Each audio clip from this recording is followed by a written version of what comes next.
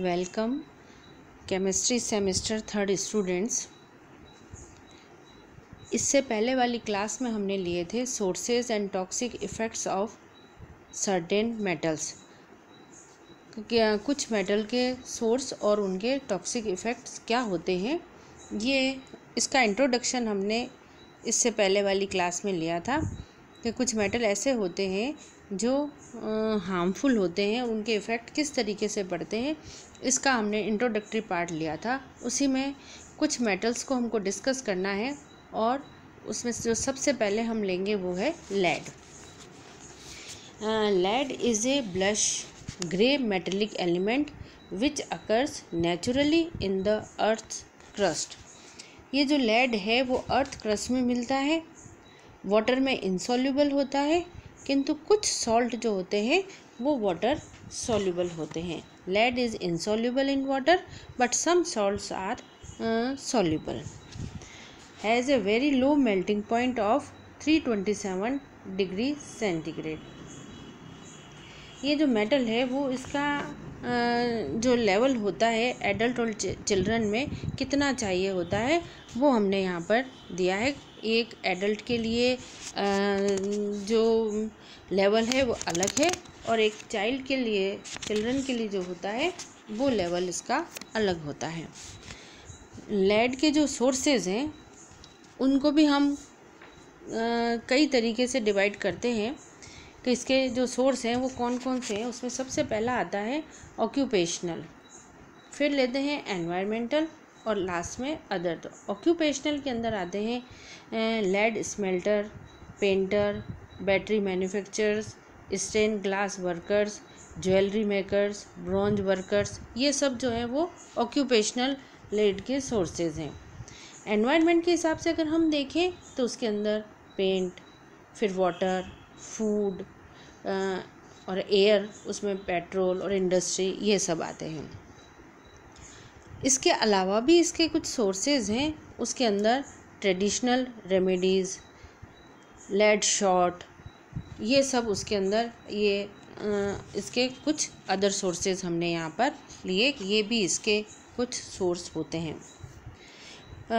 जो लेड के सोर्सेज हैं उसमें commonly use in the building industry for roofing and flashing and for sound proofing. इनको हम पाइप्स में यूज़ करते हैं, यूज इन पाइप्स। फिर when combined with tin it forms solder, use in electronics and in other applications to make connections between solid metals. Lead is used in batteries and sinkers in fishing. ये सब हम lead के sources ले रहे हैं। फिर जो paint में यूज़ होते हैं, use in paints, lead chromate is the yellow pigment use in paints usually applied to school buses. Lead is also use in corrosion resistant paints and has a bright red color. Use in ceramics and dishwares, उसमें भी इनका use होता है, तो ये वो भी इसके सोर्सेज हैं। The leaching of lead from glaze ceramics use to prepare food is a major source of dietary lead. Lead is also use in some types of PVC blinds. ये सब इसके लेड के सोर्सेज हैं। उसके बाद आता है लेड एब्जॉर्प्शन। तो जो लेड का जो एब्जॉर्प्शन होता है वो कैसे कैसे और कितनी वॉल्यूम में और कितने इसके जो पार्ट्स हैं उसके अंदर होता है। तो स्किन जो है वो लिटिल या फिर नो एब्जॉर्प्शन है स्किन के द्वारा।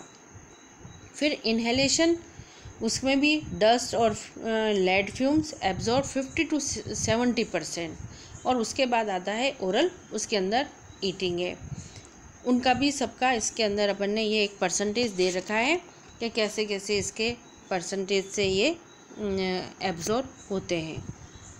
सॉरी। अब हम आते हैं, ये जो एब्जॉर्प्शन होता है उससे इसकी टॉक्सिसिटी और ये हेल्थ के ऊपर क्या प्रभाव डालते हैं। तो एक तरीके से इसके जो टॉक्सिक इफेक्ट है वो हम यहाँ पर लेते हैं। At high levels inorganic lead is a general metabolic poison. Organic lead compounds such as tetraethyl lead and tetramethyl lead more poisonous than inorganic lead. Lead poisoning affects the neurological and reproductive systems. अगर हम example लें तो downfall of Roman empire. Lead breaks the blood-brain barrier and interferes with the normal development of brain in infants. Lead is observed to lower IQ level in children. ये सब इसके lead के health के point of view से effect है कि ये किस तरीके से हमारे को हार्म पहुंचाता है। इसके अलावा भी इसके कई सारे हार्मफुल इफ़ेक्ट होते हैं। उसके अंदर सब और अगर हम लें तो हार्ट एंड ब्लड सिस्टम, सबसे पहले ये जो है वो रेड ब्लड सेल से अटैच हो जाता है और उसके कारण से ये जो ऑक्सीजन जो कैरियर है उनको प्रिवेंट कर देता है।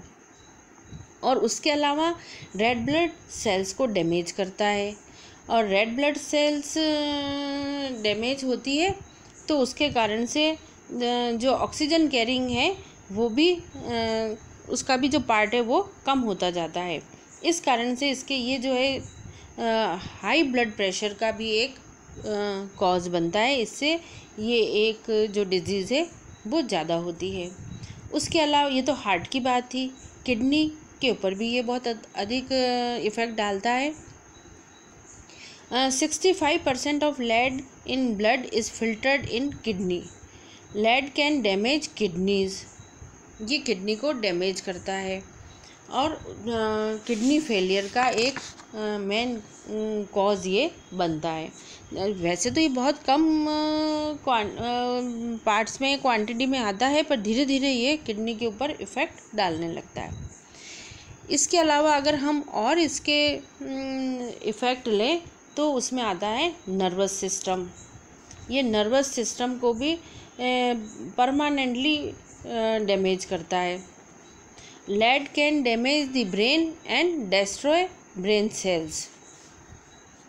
ये जो ब्रेन की सेल्स होती है उनको भी डैमेज करता है। उससे फिर कोमा और यहाँ तक कि जो आदमी की डेथ है वो भी हो जाती है।